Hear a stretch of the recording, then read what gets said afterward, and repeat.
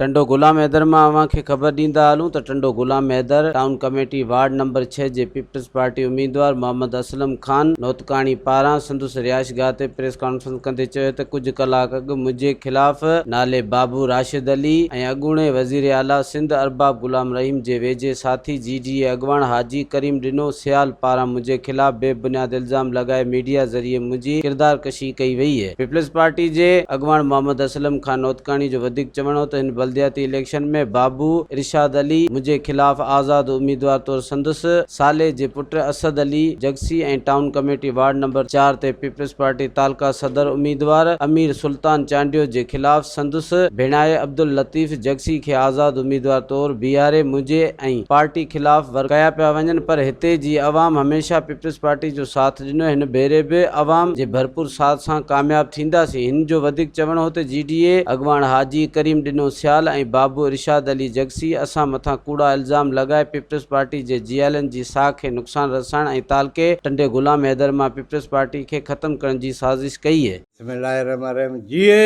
Bhutto, GA Benazir Bhutto, GA Bilawal जीत आऊं नाले मोहम्मद असलम नौतकानी वार्ड नंबर 6 जो पीपल्स पार्टी जो उम्मीदवार आहियां। कुछ कलाक अॻु मुंहिंजे खिलाफ़ बाबू अरशाद जगसी जेका प्रेस कॉन्फ्रेंस कई आहे, बाबू अरशाद खां चवणु चाहियां थो त असांजी जेके कुर्बानियूं पीपल्स पार्टी खे आहिनि, हाजी करीमी खे चवणु चाहियां थो त असांजी जेके पीपल्स पार्टी में कुर्बानियूं आहिनि कंहिंखां विसरियल कोन्हे। असां पीपल्स पार्टी में असां MRD में तारीख़ में मुंहिंजे भाउ मोहम्मद आलम खे 1 साल सज़ा खाधल आहे, 10 कोड़ा लॻल आहिनि। उन खां पोइ मोहतरमा शहीद थी। असांजे मासूम ॿारनि खां सवाइ असां सभिनि टोटल फैमिली मेंबरनि ते असांजे FIR थियल हुयूं। उन जे करे असीं हिननि जेका अॼु प्रेस कॉन्फ्रेंस कई आहे, मूंखे गहरी ॾुख थियो, असांखे तमामु ॾुख थियो आहे। ऐं इहो सभु कुझु करे पियो GDA जो जेको अॻवान आहे हाजी करीम सार जो अरबाब गुलाम रहीम जो यार आहे। उन असांखे टाउन टंडो गुलामदर खे विराइण जी कोशिशि पियो करे। अॻु में बि असांजे टाउन में कमेटी में इलेक्शन थी, पर अहिड़ो ॾफेर कोन हो।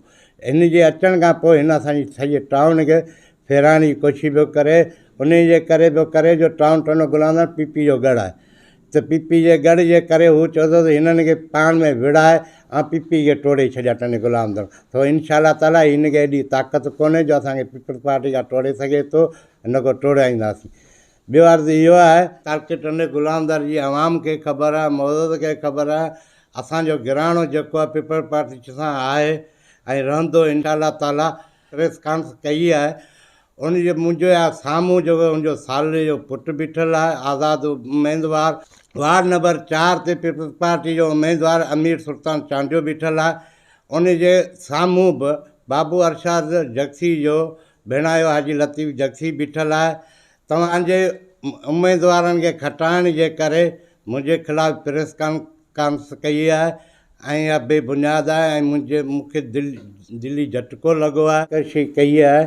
उन जा मज़मत करियां थो ऐं पंहिंजी अहलिया क़ादत खे इहो बि अर्ज़ु कंदुसि इन जी भले नोटिस वठनि ऐं इन इंक्वायरी कनि ऐं हिननि माण्हुनि जे सभिनि खे संगत वारनि जो सभिनि जो थोराइतो आहियां, प्रेस वारनि जो थोराइतो आहियां। GA Bhutto, GA Benazir Bhutto, GA Bilawal. मज़ीद ख़बरनि ऐं तफ़सीलात लाइ विज़िट कयो असांजी वेबसाइट www.awamiNewsHD.com ऐं ॾिसंदा रहो अवामी न्यूज़ HD।